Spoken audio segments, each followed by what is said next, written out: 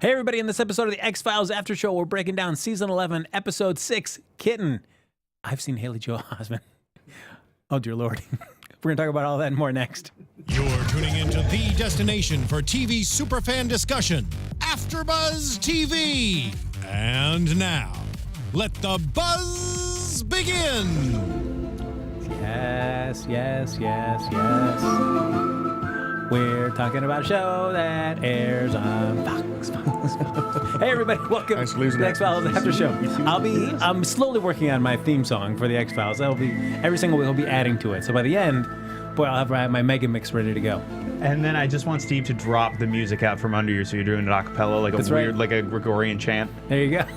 That would be beautiful. I'll hold that last note really tenderly. Don't you worry. Hey, everybody, welcome to the X-Files After Show. I'm one of your hosts, Frank Moran. We're going to be breaking down this particular episode, Season 11, Episode 6, Kitten. Follow me on Twitter and Instagram at HappyGoJackie. I'm Lex Michael. I'm all over social media at the Lex Michael.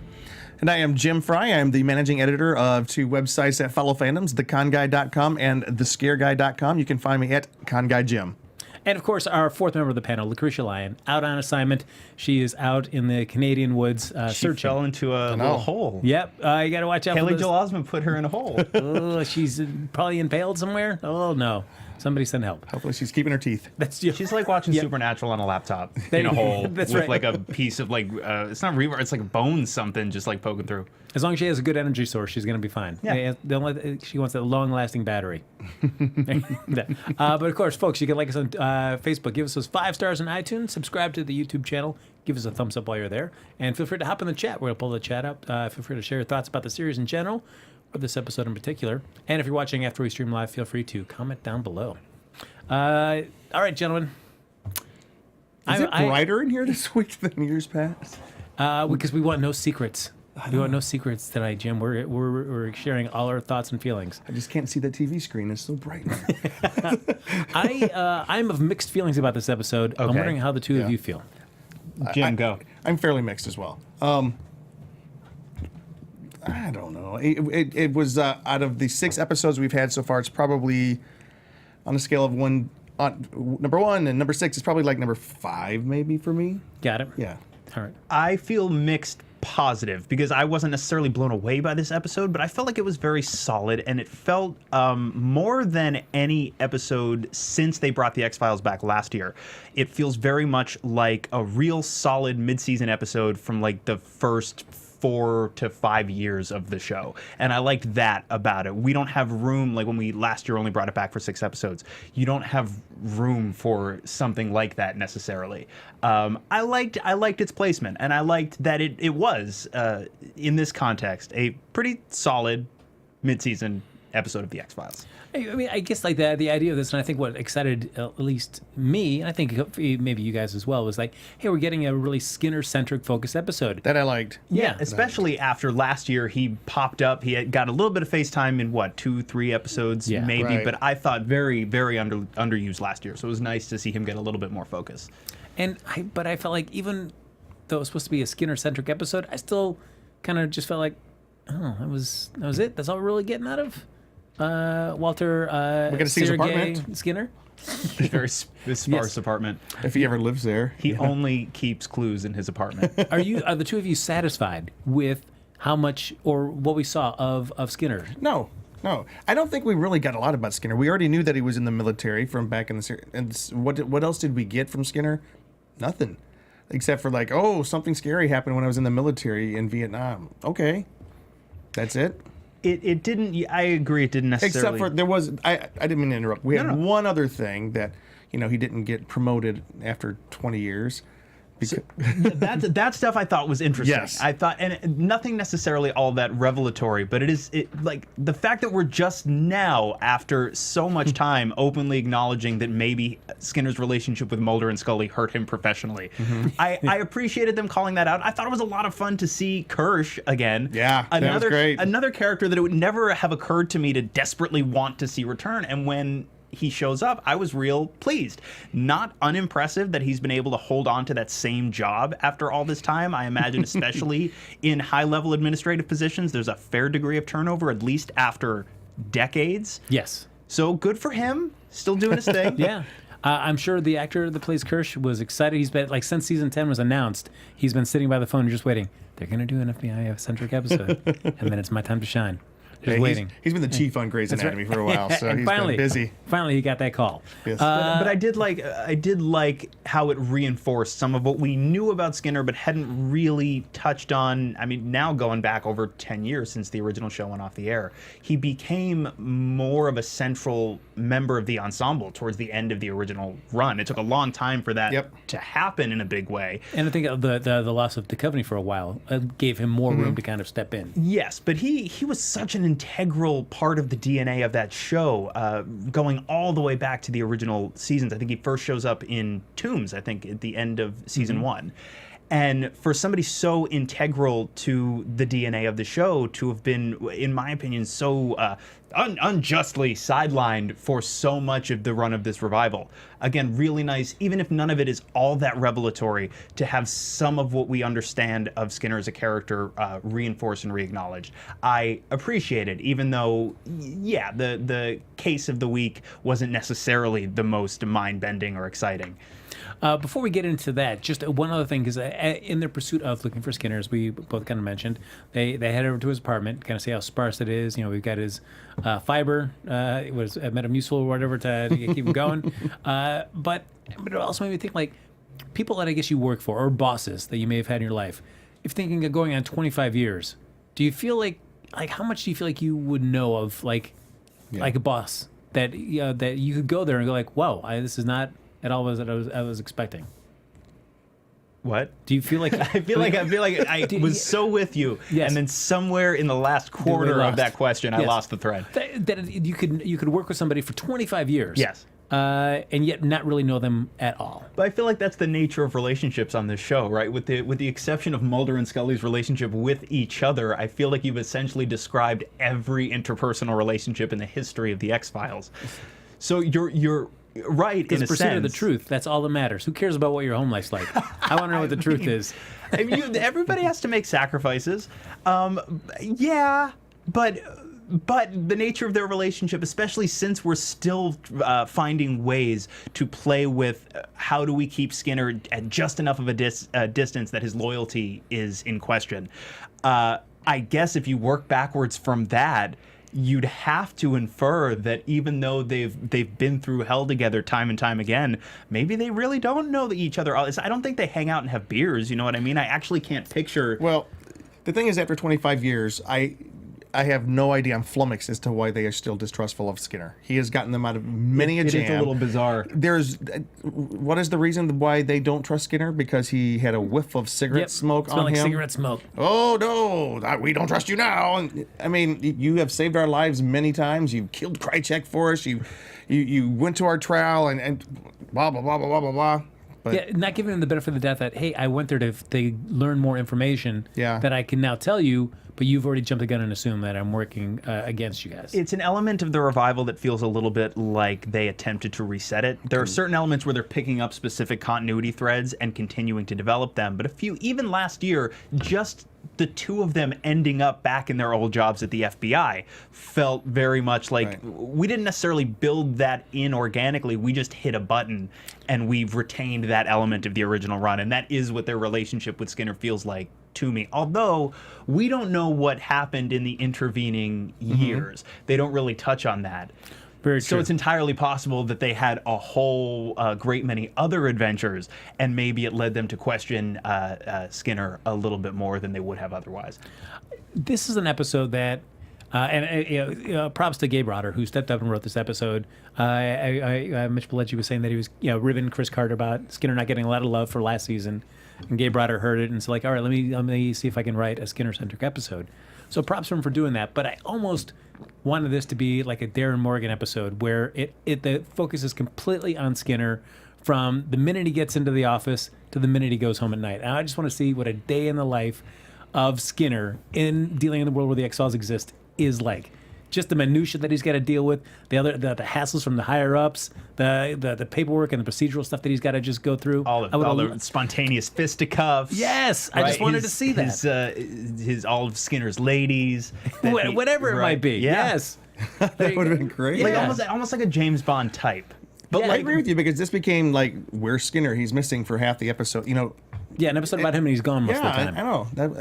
He was the MacGuffin instead of like the guy driving the action. Yeah. But we tie into basically something he told season 2 to Mulder about enlisting in Vietnam when he was 18, and he did it because he had blind faith in his country. And then he saw a young boy come to a camp holding grenades, and he shot him in the head.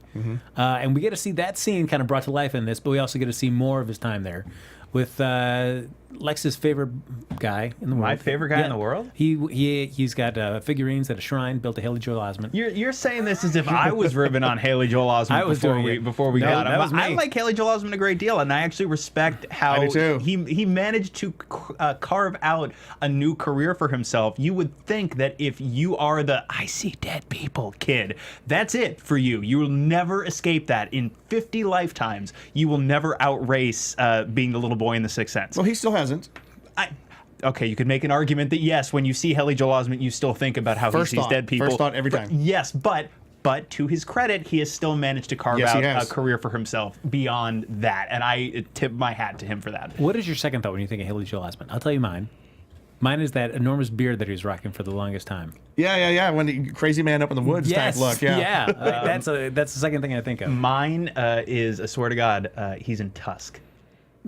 That's actually the I actually was able to this past year. A friend of mine, Olivia Sandoval, got to give her some props. She was on Fargo. We had her in for the Fargo after show. She's fantastic. She's great. And one of her best friends is Haley Joel Osment. So we all hung out at a viewing party, and I got to know him a little bit. And he's a really decent guy. He's really fun, and that's about it. I mean, he was sporting the big beard at that time, so it was kind of cool. He's really fun. Yeah. And that's about it. That's all I got to say for him. I do like that. No, the Sixth Sense, episode 6. That's true. But we do get to see him as a fellow soldier that was just drafted, but hanging out with Skinner, and Skinner basically keeps an eye out for him until the mission, as always, the one that goes wrong. Right.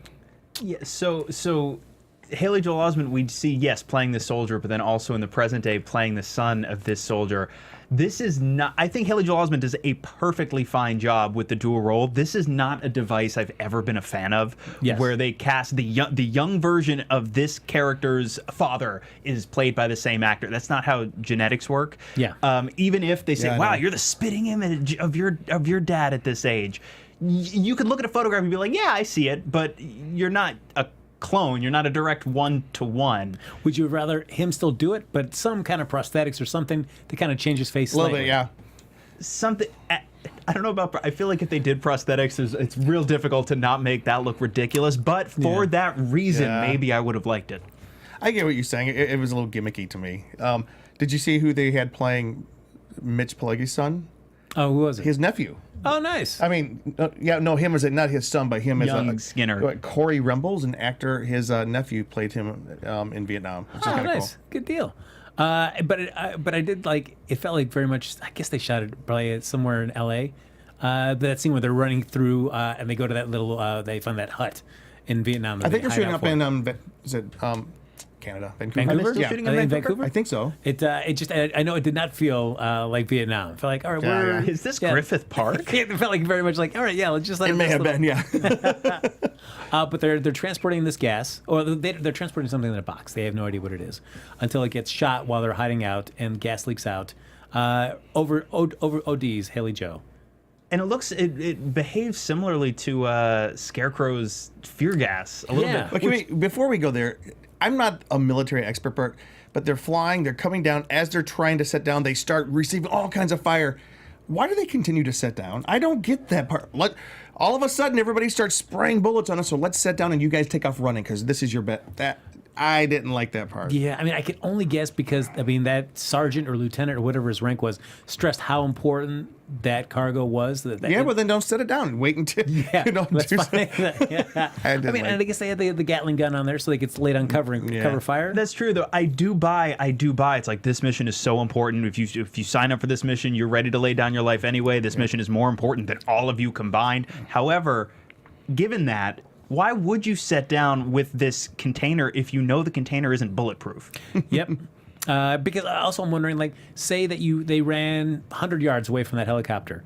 as it's starting to take off, you see all 3 of them get killed, and the container hasn't been breached at all, but it's still there. And they're like, "Oh, damn it! Yeah, I know. Now we got to go back and get this. Who's going back to get? I'm not going back to get that." Or the Viet Cong is just going to come out and take it. Yep. I was like, "All right, that's ours now. Thanks, guys." It may have been a small point, but as I'm watching that, I'm like, why in the hell are they sitting down right here? Go back up. So this certainly, basically, you're saying kind of plays out that fear toxin. So Haley Joel basically slaughters all the women and children. Yeah, he just that are goes inside that hut. bonkers and just stabs everybody. Yeah, Because of all the gas. yes. And then then we kind of lead into the rest of the episode. And so in terms of, it's not really a monster of the week. It's just kind of. It's not even like a character piece. It's just. And it really only becomes like a big pointed conspiracy thing in the final moments of the episode. Yeah. Which. Chemtrails. I was like, I know that one. It was like, here we go again. I was like, Your government hates you. They want you Guys. to die. guys, I was like, people believe this is real. Stop reinforcing the belief that people have that this is But real. they've done that. This is like the second time they've done like like chemtrails or like dusting the fields, and they did it in the film, Yep. Yes, they did. and they did it in was it Blood? It's back in season 2 where Blood is the one. pesticides where they used pesticides. Yes, remember? where people thought that the electronics were giving them the messages, but Yeah. it was that, yeah. So Yeah, they've yeah, done yeah. this story before. Chemtrails, guys. Chemtrails. Chemtrails. And there's nothing better to shore up that opinion that this is truly happening is by living in the woods as a recluse and your hair all disheveled. It's like, yep, I'm with you, man. Yep, Yeah. you're right. Chemtrails. Listening to music, Yes. specifically not hanging out with cats. Nope. making human traps in the woods, wearing your like weird jigsaw outfit. Yeah. So, I mean, I can only guess, like, his father, through the years and through visiting him there at the sanatorium, there described these visions of what this monster was that he saw, Right. that his son, I guess, just decided to build a replica costume. Here's the thing that I was okay with, because it seems very much like he's been out there for a long time by himself. He probably gets very bored. Like, he's only got, I can't imagine he's going to like a record store to buy more records, so he's probably only got whatever he's got in the stack in that house. He'll run out of those eventually. He'll get through all of them like 3 or 4 times. He's got to do something. Didn't It's Randy just a- Quaid do this? Like he ran off into the woods and grew a beard and thought the government was. It really happened in real life. He's quading. Yeah, that's yeah. right. I'm equating this to this. That's the real X file, by the way. No, no, no. He's a little I'm bit just saying, exile like, in this as after far show. as I'm just agreeing, like, yeah, it is. It seemed kind of weird, but it kind of happens in real life. Man becomes Quaid, the were Quaid. Oh, You drive between here and Vegas, every trailer on the side of the road is gonna have one of these guys in it. Lined with Randy Quaid. Yeah. Right. Oh, yeah. They all come out at once when the moon is full, and they descend upon motorists. I still, like, can either of you explain to me why Haley Joel as Davy, the son of John, who's we see by the towards the tail end of the episode has hung himself because why he was building these traps, just documenting people falling in them, wearing this costume. Like, who was he getting revenge on? Because if anybody had a beef against, it was Skinner. But everybody else is living in this town that is hunting in these woods. He does. I mean, they have no beef with him. So why is he doing this? Practice. Boredom. Yeah, maybe. He's like, nah, I made the monster suit, Or so maybe he was he just went wacko and he didn't want anyone near him. Maybe he was just trying to protect his land. Maybe he was just a guy wanting to live off the grid. He completely feared the government. Maybe I could buy the survivalist angle. yeah, maybe it's just survival because I was having a hard time with like, what's he doing? Yeah, I didn't understand the whole reason why he was doing this. And we're talking about the father or the son? The son. The son. Okay. Yeah, I have no idea. I mean, Yeah. I can certainly understand his anguish and how he felt like Skinner did his dad wrong. The government kind Yeah. of screwed his dad over. But how he thought like attacking people that live near me in the woods. They wrote the part at the end where the trap impales him, and we're like, this is gnarly. How do we justify there being a trap like this in the script? Got it, yes. All right, he's a survivalist who hunts people. Maybe. Yeah. And his dad filled his mind with the terror monster stories of that the government has inflicted on him. Watch out, son. And I don't know. Yeah, that was probably not a very nurturing parental environment. No, and he was in a sanatorium where he said like for the longest time I could never even touch my father. So Yeah. it's like, yeah, I could only look at him through glass. But even so, when Skinner figures out where Davy lives, goes up there to go visit him, hopefully to see his dad. But I was talking to Davy. they have a kind of back and forth about, oh, my dad's talked a lot about you. You're the baby killer. You didn't stand up for my dad when he was being court-martialed. You didn't say anything about the gas. You knew about the monsters. And so Skinner's rebuttal is like, oh, I was following orders. Your dad got an incredible dose of this gas. I just got a little bit, but I still see things too. So it maybe will reflect back in the whole past 11 seasons of this. Has he just been seeing stuff? He's been imagine anytime that Skinner's had this kind of weird look in his eyes, and any of those scenes, you can imagine he's seeing that weird horned monster just in the background of something. That is a legitimate thought you could have now. It is, yeah. It's like his, if you've seen Hannibal, it's like his Stagman. Yes. Yep. It's like the embodiment of all of his his fears and his darkness, and it's just there. It's always following him around. Yeah, you know those dark days when Krychek had the one up on him that he probably saw behind that monster kind of looming up behind him. And it's got Haley Joel Osment's face. Yeah, I mean this episode, in that sense, I felt it was just kind of a disappointment. The part I did like though is when they finally the day is saved. And I've skipped over so many parts of this because this episode's not that great in terms of just in-depth story or I think the parts that were great. I was watching it with a buddy and who did not used to watch the. Oh, go ahead. How many times did you watch this episode? Just once this time. Oh, all right. Just once. Nice. Yeah. Okay. How many times do you normally watch? Because I usually fall asleep the first time. Okay. Okay. Because I'm always watching it late. But this time I was watching it with a buddy and who did not watch the X-Files when it was first on, and I remember him saying, "You know what? This feels like how you've described the X-Files should feel." And I started thinking, yeah, Mulder and Scully out in the woods with the flashlights, looking for something, trying to figure out. It did have that kind of old school X-Files feel. It was not my favorite quote unquote monster of the week. Right. But just them together searching, trying to figure things out, driving off, let me out here, Scully, you go get help, which was not the best plan ever, but she came back and saved him. I just felt it had a good feeling, not the best story, but it felt X-Files-ish, minus an X-File, I guess. Yeah, I mean, it felt like when you set up this thing about everybody in this town is losing teeth. Yeah. That it seemed it sets up these I don't say it's a false flag operation, guys, but where it teases you with the idea this could be some kind of monster of the week. There's something larger going on. People are losing this teeth, and that kind of plays into everything. But it doesn't. It ended up being toothless of a story. Yeah. I never got you.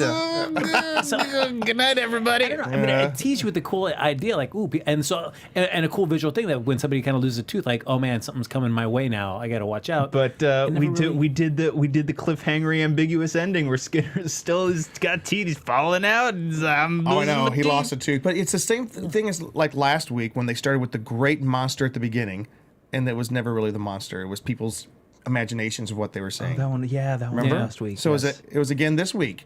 It was a monster that wasn't really there, but it was just imagined. Maybe this whole season's about the imagined monsters, Yeah, but I felt like the teeth were talked about and seen and even tagged at the end.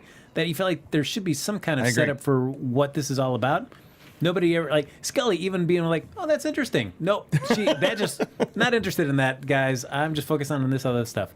So, did you feel satisfied about these teeth? Were you interested in the idea? Did you not even care? My headcanon is that Haley Joel Osment was building a machine with all of these teeth up in the woods, and if you search long enough, you'd find it. But they called the case closed when he impaled himself on his own trap, so they'll never find this device. And in 10,000 years, when civilization has crumbled, it will be discovered, this tooth machine, and that is how we will reseed the planet. Is with the tooth machine. So this is very brilliant. Yeah, this is very brilliant seed planting and ground laying for season 14, which will be in 70 years. Oh boy. I mean, initially I thought all right, Haley Joe, when he came back from Vietnam, must have brought something with him. Yeah. He's doused with this chemical. It is, opened up his senses, or some other entity has attached itself to him and has come back, and now it's affecting the city, the town that he's living in, causing people to lose their teeth, and that's how he's kind of selecting their victims. But it's none of that. So I have no idea what the people losing teeth had to do anything with. They don't even say side effects of these chemicals are people losing their teeth. My dad had no teeth left by the time he hung himself. He doesn't even say that. So I have no idea what the losing teeth had to do with anything. This is a gnarly visual. I mean, it is, and it's cool. I mean, it's a cool story point, and oh, I can't make fun of this guy. I've lost almost all my teeth too, but we have no It was trying to explain hillbillies. right. Hey, that's my family. I can make fun of it. Hey, so and someone answer me this though. One question, since I only watched it once, I didn't get a chance to go back and figure this out. Whose ear was in the envelope? Oh, it was that guy that they found at the corner when they got to the Tennessee town. But who was that guy? Some dude. Some dude. It was just some guy who died in the woods or something. Yeah, Okay. some hunter dude. So yeah. who mailed the ear? I'm assuming it was Davy Okay. to Skinner to try to. To try to get him to come. Okay. I'm assuming that good old John Boy hung himself. That's the last straw for Davy. Davy ends up impaling one of these hunters, takes the ear, says, "All right, now I got to get revenge against Skinner. Look, he cost me my dad. This is the time." Sends it to Skinner and sets everything in motion. That's what I'm thinking happened. But we that's me just assuming a lot No, of stuff. I think that makes sense. That tracks, yeah. But we get nothing like, "Hey, that's why I brought you up here. That's why I sent you that ear." We get no validation if that's even a correct thing, but I assume that that's how it felt. And one other question: and did his dad hang himself, or did he? That's assumed, right? I'm assuming because given how much he said he loved his father, I don't think he would have killed him. Unless it was the gas, except for we didn't never see it. Yeah, I'm gonna Okay. say no. I think his dad killed himself. I think his dad killed after he himself. got out, he killed himself, and then the son was like, "Okay, I'm getting revenge on the man who was responsible." Yeah, because I mean, I guess if he was let out of the sanatorium because he was deemed no longer a threat to himself. Mm-hmm. But I mean, maybe he was still. So that he killed himself still. And I feel like, because I don't think Davy would kill his own father and then use that as an outlet to blame Skinner. Right. It's right. also a little bit less compelling that way, right? Right. Because that way he's just crazy. Yes. He's just flat out bonkers, which can be fun, but definitely not as much to chew on. True. So I feel like it's more a tragic ending for that character. He's like, I'm going to make him pay for what you did to your dad. I'm going to get this ear. Send it off. Yeah, the more I talk about this episode, the more the less I'm liking it. I know, I guess there's just so many holes in it that it kind of frustrates me. It is frustrating. Considering that, guys, let's be honest with each other. We're never going to get another Skinner episode again, ever. Presumably ever, right? Because there's Never. no more X-Files. Well, Chris Carter has recently backtracked. Oh, he did? On that because originally he said before Gillian Anderson made her big announcement, like this is it for me. He always said, you know what, X-Files is Scully and Mulder, and if they're not doing it, I'm not going to do the show. But then Gillian comes out with her announcement. He didn't know about that. It catches Chris Carter unaware. Then he has a little time to reevaluate and says, you know what, they're the key components of the show, but they're not absolutely essential to be on the show. So much like Mulder took off for a while, but he was still a presence on the show. Scully could be that same thing. This is how we bring back Doggett. That's right. There you go. Scorpion can't get another season, right? Let's get him back. What's his name? Yeah, Robert Patrick back in the saddle again. Chris Carter essentially says, like, this is a series that I think can continue without Scully as a key part. They need X-Files Miami, X-Files New Orleans. Yes. They need to do it. Franchise it. Come on. For as we talked about last season too with Robbie Amell and We've only seen them Lauren like Ambrose. once, haven't we? yes. Yeah, and that was just like for a hot second. Because they for the season accidentally premiere. saw see the car Scully crash. drive off the road. Right. Oh, yeah. And I didn't. I mean, it would have been interesting if they would have teased that. But I guess the other thing is we talked about even when it aired last season too. If we're watching the X-Files now, we want to get as much as Scully and Mulder as we can. Right. Why are we wasting popular, precious real estate on those two characters? That I assume they'll be back in the finale yeah, because it's another mythology thing. oh god, great. It has to be. It is. It has It to is, be. and it's going to be My struggle, part 4. Yeah. Oh, man, it's going to be my struggle. It's going to be my struggle on that one. Frank's Oh, struggle. yes. But I feel like the only way you could really test that is you'd have to greenlight at least a 2-hour movie or something, and Right. just and only have the two of them be the focus for the entire episode, or at least 6 episode season or something to see if Yeah. that tracks. Even just give them if they had a little bit more time this season, if they had more than 10 episodes, even just give Right. them an episode of themselves, just to test it in an hour-long format to see Yes. if that's something people actually have an appetite for. But would you guys be into that? I would. I have no idea. If it was not the same bloated mythology, if it was, that means a new mythology, which is, I don't know. I think I would like, I wouldn't like to do it without David and Gillian, of course, but I would still perhaps, maybe. I'm saying it now, but like Chris Carter, I might be backtracking a little bit. No, because I feel like the idea, the conceit of the show, I think can endure without, as much as we love those two characters, I think it's one that doesn't necessarily have to rely on those two characters. So if Right. you think in real world that those two people, the FBI, are the only two people ever that would have any interest in any of that stuff, seems highly unlikely to me. So Increasingly so. So I feel like, yes, you could carry that on. Whether the audiences would want to see that without Right. these two characters, I don't know. But I think the concept could sustain itself with new actors. If done well, it can be done. Did you guys used to watch Fringe? I did not. I have still actually never Yes. seen an episode of Fringe. It was remarkable. And in Fringe, they even talked about the X-Files. You know? nice. Yeah, they kind of live in the same universe a little bit. So, and it was a well-done show, and it was kind of like, it was X-Files, you know, investigating science, supernatural kind of stuff, and it felt great. But so, I think it could be done. I don't want it to be done, but I think it can be done. There are definitely ideas that I've heard that sound worse that ended up being great. So I'd be there for it for sure. Yeah, and I would agree that if they did come back, Jim, I would not want to see a larger mythology. That mythology That imported scares over. me right there, yeah. No, I would want to start something completely new. Kind of like when they did The Lone Gunman. It was all about, what, corporate corruption or something like that. Yeah. I'll bring back The Lone Gunman. Well, all right, speaking of mythology. Yes. So, I mean, we have made fun of this, how much of it's like, to various degrees on this panel, we all have our thoughts about how essential the mythology is today to this series and its success moving forward. Sure. I would say probably my end to the extreme is like, I want it gone immediately. I can't stand it anymore. Forget it. But, I'm the other extreme. yep, you're like, give me more of the mythology. Lex, do you kind of ride the middle, or are you either one or the end? I suppose I'm closer to the middle. I always loved the mythology stuff. I just thought the more overly complicated it became, Right. the less I felt invested in any of it. That's my biggest issue with the mythology stuff now in the revival, is just that it is so convoluted that it makes it really difficult for me to know what specifically to hook into. So I would love more mythology stuff, but I feel like we really need to strip away a lot of the noise Yeah. and get back to something a little bit more basic. I think the mythology was at its strongest I would say early into the run, like once Scully gets abducted in season 2, like that's where the mythology really takes off.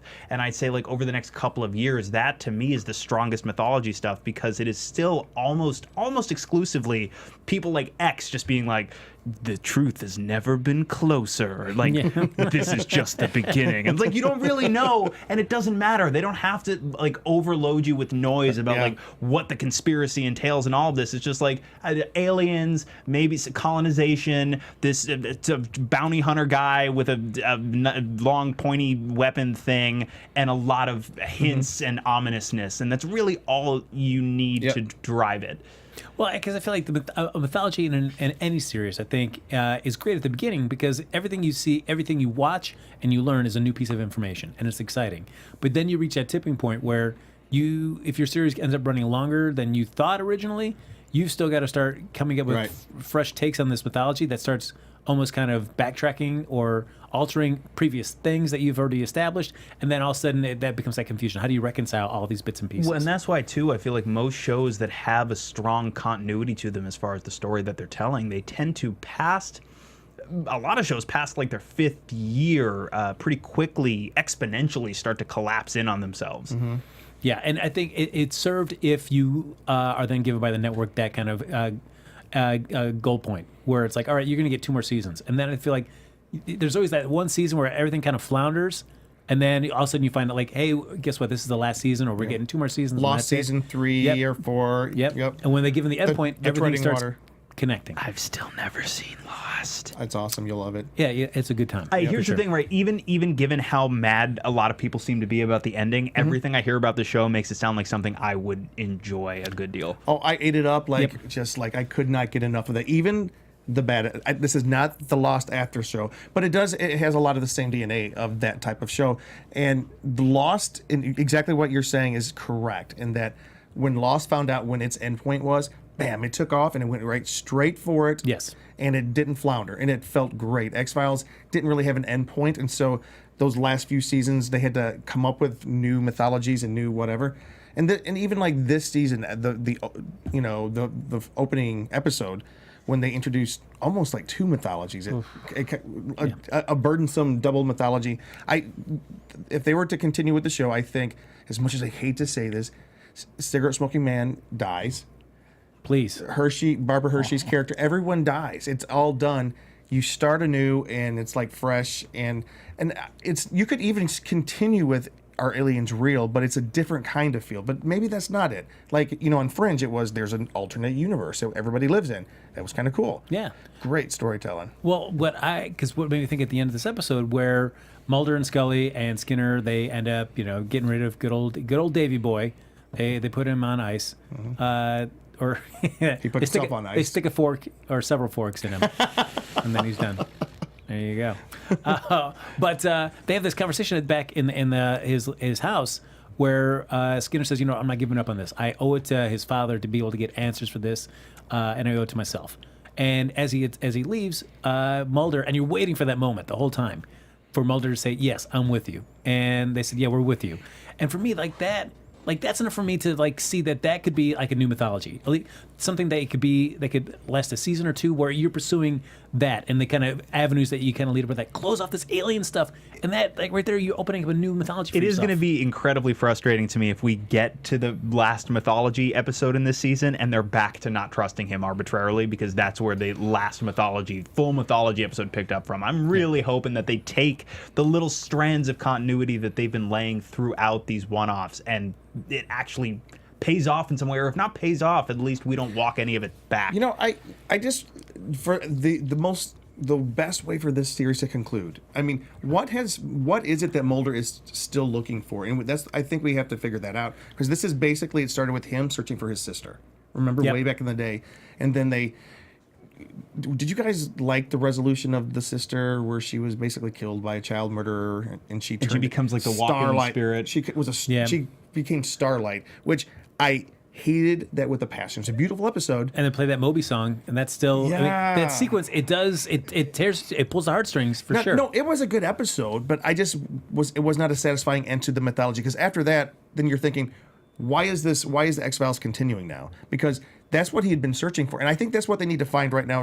And so I think the mythology right now is William. Yes. And I think that's it. And so that's why I think that I'm still kind of drawn into it. I still do like these episodes, because it's the search for William. They almost found him. They kind of did find him. Like, oh wait, that was last episode.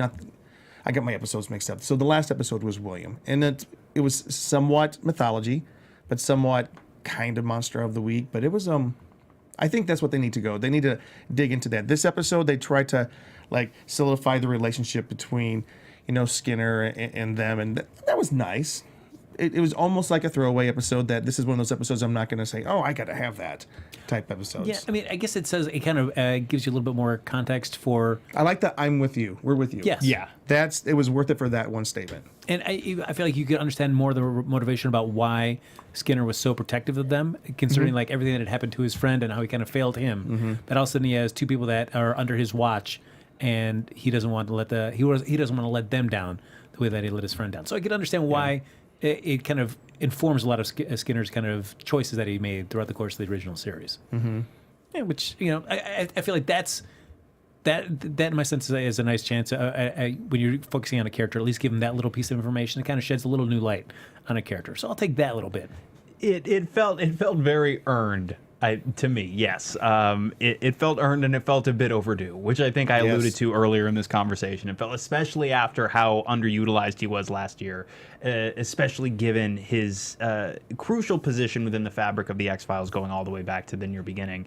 Yeah, it felt like, everybody just take a second. Let's take a second. Let's pat him on the back a little. I liked it. See, wouldn't you for me, how would you two feel that at the end of the season, say Chris Carter, of course we know he's not, but say in a world that he actually decided to just completely end the mythology portion for what we've known so far. Next season, it gets greenlit. Or we're coming back for season 12. Fantastic. The focus of the season is we're going to be helping Skinner kind of uncover this greater conspiracy within our own government about what they did to our soldiers and whatnot during various stages of different wars throughout the years. Would that be compelling to you to have them kind of working with Skinner, trying to uncover some more government secrets? Or that seems kind of dull, don't want to see it? I'd watch, but the way that was a terrible pitch. No, I'm getting the series green. Not because of your skill in pitching. Just I don't think this episode wasn't compelling enough for me to say I can't wait to get more of whatever was going on there. Right. Yeah. True, which I would consider, because even when Davy goes back in to kind of explain it, and we see those flashbacks of different soldiers sitting there in that chemical bath. because the first soldier, because he's referencing his dad. So I thought, like, wait, is this first guy supposed to be his dad? But it's also like aged up, but it's not Haley playing his own dad. But I realized no, it's just another soldier going through this process. I guess the reason I would say that is like imagining fake monsters because there's a government conspiracy. It's interesting, but that's not as interesting as perhaps a man who can squeeze his body into small spaces, or a monster that turns you into, a giant mushroom that underneath all the trees that, forces you to kill each other. Like, I want real monsters. That's what I want, the monsters of the week that are real monsters. And I don't feel as if have we even had one this season yet? Like a monster. We've had the twins who had a psychic ability, but have we had a monster of the week yet? That's what I don't know. No, not really. No, nothing that hasn't 6 episodes in and not a monster yet. Nothing certainly that lives up to that episode in season 2, I think, where Tony Shalhoub's shadows eat people. Yeah. What was that? I think that's Soft Light. Yeah. I think, and that's the premise of the episode, or that's like the X-File-y element of the episode, is that Tony Shalhoub's shadows eat people. Yeah, because it is. I mean, and I guess you can't look at this episode as an X-File. It's them just trying to find out what's happened to Skinner. So, kind of a side bit, but it's a little tangent from the core premise of the show. Right. But yeah, this episode was just left me kind of like. It turns out the real X-File were the friends we made along the way. Okay. I'm sorry, I'm not going with that. That was it. But hopefully, all right, Jim. I will come back to you then, Jim. All right, so I'll go with you. my premise there for that mythology, helping out Skinner, trying to uncover some stuff. We treat it very much like the alien mythology now, where you see it a couple, maybe at the beginning, maybe the tail end of a season, but the rest of it is just monster of the week stuff. Yeah. Would that still be okay? Yeah. You'd want to see season 12? I would definitely, at least a mini series, especially if it's Skinner trying to grapple monster of the week stuff by himself. Oh, that would be great. I would love that. I would watch the crap out of that. I just want monsters. I want them to return to monsters. There's just something about, like, at least freshening. I mean, certainly uncovering government secrets and what they did with MK Ultra or whatever kind of was the progenitor of that or descendant of that. Maybe not that as exciting compared to Aliens. You're definitely lowering the bar when you go from Aliens just to like. I think that's MK why Ultra. Lone Gunman kind of fizzled out a little bit because there wasn't a monster of the week. It was big corporate greed and I don't really. Did you guys watch Lone Gunman very much? I did. I remember enjoying it. I love them as characters, but I just remember the cases of the week didn't strike me quite as much because it felt lower, I guess. Yeah, I guess it's like that case of like a lot of comic book characters, like Namor. Namor's an awesome character, but as a focus of his own ongoing series, can't sustain it for very long. He's great when he comes into somebody else's book and tosses the tables up for an issue or two, but to have him be the focus, you're like. Right. Yeah, he's a side character. Yeah. All right, but so maybe great. But the idea of Skinner, Mulder, and Scully kind of working together on something, them supporting Skinner in the search of something, whatever it be. At least it's a different dynamic than we've seen. That would be cool. In any other I would seasons. love that. I would love that. And it would be cool just to have the opportunity to see something like that. We never will. What if it was they went rogue? They were no longer part of the FBI. It was the rogue X-Files with this Skinner. Mulder, Scully, nice. I love it. And that verbatim is the voiceover on the trailer. Yes, they're just Skinner and they're doing things. And look at him, he's still got the beard. Look at him go in a world. Now, Jim Lucretia and I talked about our feelings about Mitch Pileggi.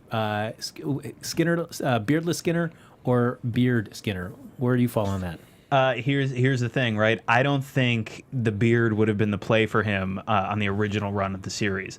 I think the older Mitch Pileggi gets, I feel like he's growing into the beard aesthetic, like as his face matures a little further. I think now is the perfect time. Now is like optimum Skinner beard territory. Oh, yeah. And so he's striking while the iron is hot. I think is a very wise choice. Oh, I like the gray in it too. That's your moment. That's cool, yeah. He manages. He keeps it badass, right? Like, and like Mulder had that beard in the second movie for a minute, and same deal. I think Duchovny was still too early for beard action. I'd be curious to see now how he rocks it, but also Duchovny may not have face for beard. I would have said the same thing about Pileggi a decade ago, but what a fool I would have been. That's true. All right. I like that face for a beard. Sometimes you got to grow into that beard.